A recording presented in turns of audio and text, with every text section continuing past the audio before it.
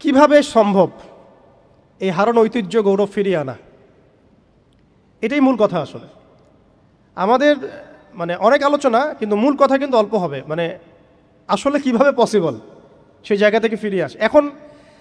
এখন এতক্ষণ তো বললাম আমরা কোথায় ছিলাম, এখন ওই জায়গা থেকে আমরা কোথায় আসছি এটা একটু বলি, তারপরে বুঝবো ইনশাআল্লাহ ওই জায়গা থেকে আমরা কোথায় আসছি আসলে। এখন আমি একটু আগে বললাম যে আমাদের প্রচুর মসজিদ আছে, মাদ্রাসা আছে, সব কিছু আছে, এটা সত্য। ইসলামের স্বর্ণযুগে যতগুলো ইউনিভার্সিটি ছিল না, আমাদের ঢাকা শহরে গাজীপুরে তার চেয়ে বেশি ইউনিভার্সিটি আছে। ইসলামের স্বর্ণযুগে আমাদের জনসংখ্যা যত ছিল না, আমাদের এখন জনসংখ্যা তার চেয়ে অনেক বেশি।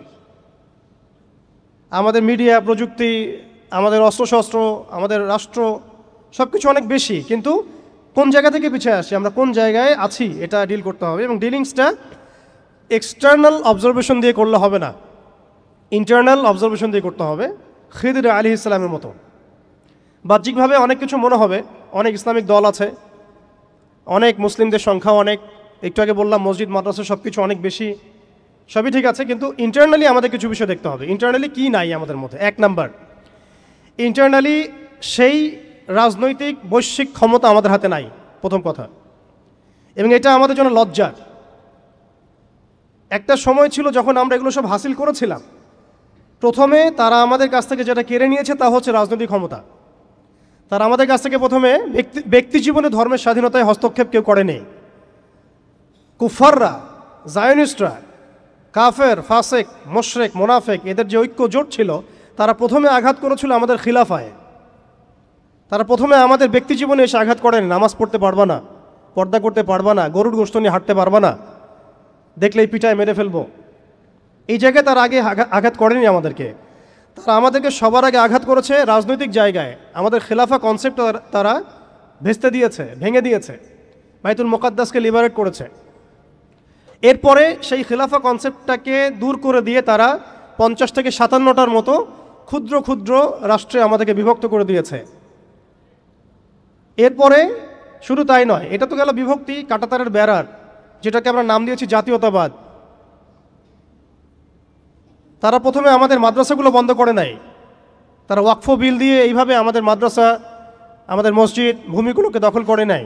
তারা প্রথমে আমাদের রাজনৈতিক ক্ষমতাটাকে কেড়ে নিয়েছে, খিলাফা কনসেপ্টটাকে ডিস্ট্রয় করেছে। এরপরে 57টার মতো টুকরা টুকরা রাষ্ট্রে আমাদেরকে ভাগ করেছে। এরপরের অবস্থা আরও ডেঞ্জারাস। ওই রাষ্ট্রগুলোর মধ্যে তারা তাদের তাবেদার মোনাফেক শাসক বসাইছে। তাদের ধাপগুলো বুঝেন, কোন জায়গা থেকে আমরা কোন জায়গায় আসছি। তারপরে আমি অল্প কথা শেষ করব যে সলিউশন হতে পারে কি কি, যদিও সেগুলোর বেশিরভাগই তাত্ত্বিক, প্র্যাকটিক্যাল খুব কমই হবে। আর প্র্যাকটিক্যাল কেন কম হবে? আমাদের কারণেই হবে। কারণ আমরা অনেক কিছু বুঝি কিন্তু কাজ করতে চাই না। আমরা বুঝি অনেক কিছুই, কাজ করতে বলেন কাজের বেলা নাই, বুঝার বেলা আছে। এগুলো আমরা বুঝতে আসি 100 বছর থেকেই। কেউ বুঝেও বুঝি না, কেউ দেখেও দেখি না, শুনেও শুনি না। ওইদিকে পরে আসি, হার্ডলাইনেও চলে যাব আর কি। এখন রাষ্ট্র ভাগ করার পরে আমাদেরকে জাতীয়তাবাদে বিভক্ত করা হয়েছে। এরপরে আরও মারাত্মক যে কাজটা করা হয়েছে সেটা হচ্ছে আমাদেরকে নিরস্ত্রীকরণ করা হয়েছে। আপনি আপনার রাষ্ট্রের অভ্যন্তরে নিজের ইচ্ছায় আপনি বিশ্বের মারণাস্ত্রগুলো তৈরি করতে পারবেন না। তারা আপনাকে আইন করে দিয়েছে, ব্যান করে দিয়েছে।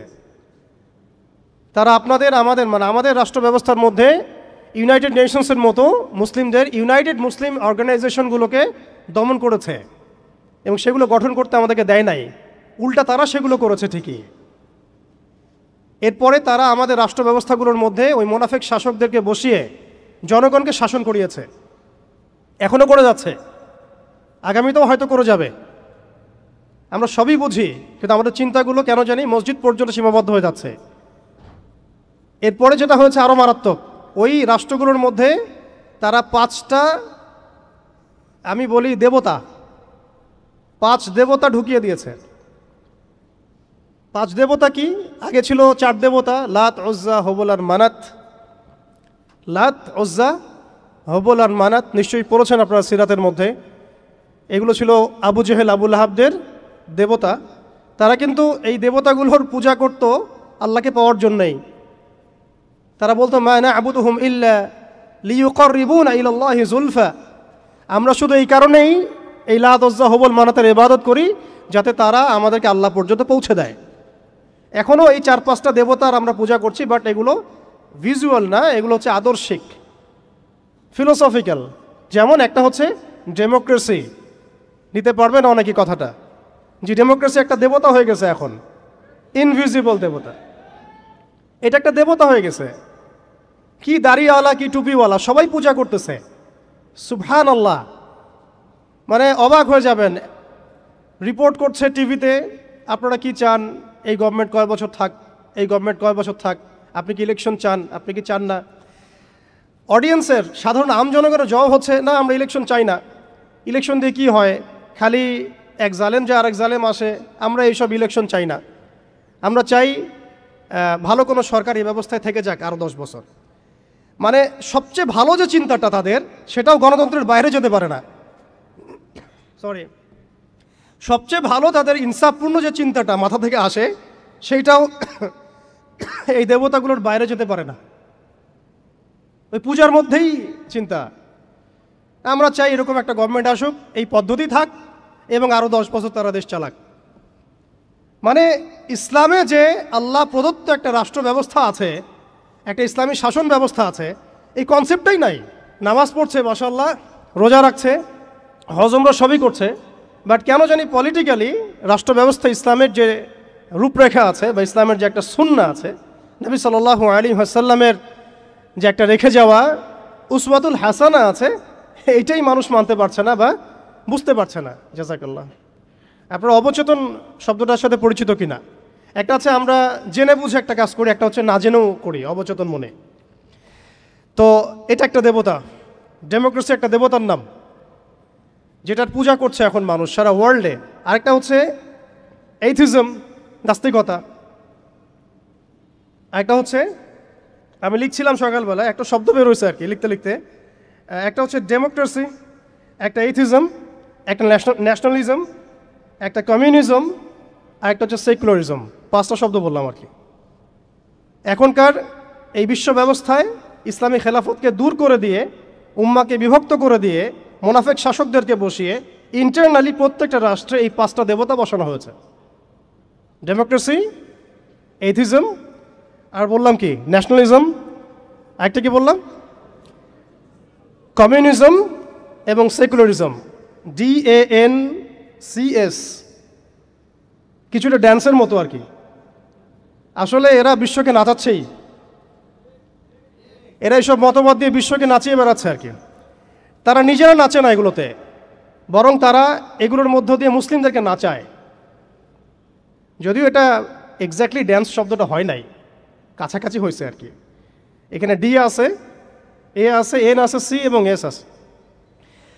এই 5টা দেবতার শেকড় যদি এই বিশ্ব থেকে উপড়ে ফেলা না যায়, তাহলে ইসলামী শরিয়া, ইমারা এবং খেলাফা কায়েম হবে না। এবং যখন এই বিশ্বে ইনশাআল্লাহ তাআলা আগামীতে শরিয়া, ইমারা এবং খেলাফা বাস্তবায়িত হবে, তখন এই 5টা দেবতার কোনোটাই বাকি থাকবে না ইনশাআল্লাহ। এই নাপাকিগুলো থেকে পবিত্র না হয়ে বা পবিত্রতা হাসিল না করে, আপনি আমি যতই একটা গ্লাসের মধ্যে মধু ঢালি, আর আপনি দুধ ঢালেন, আর কোনো শরবত ঢালেন, ওই গ্লাসটাই নাপাক। আফসোস হচ্ছে আমরা এই নাপাকিগুলো ধরতে পারছি না অনেকেই। আল্লাহ পাক আমাদেরকে ধরার এবং বোঝার তৌফিক দান করেন। এই সিস্টেমগুলো ব্যর্থ, এই মতবাদগুলো ব্যর্থ।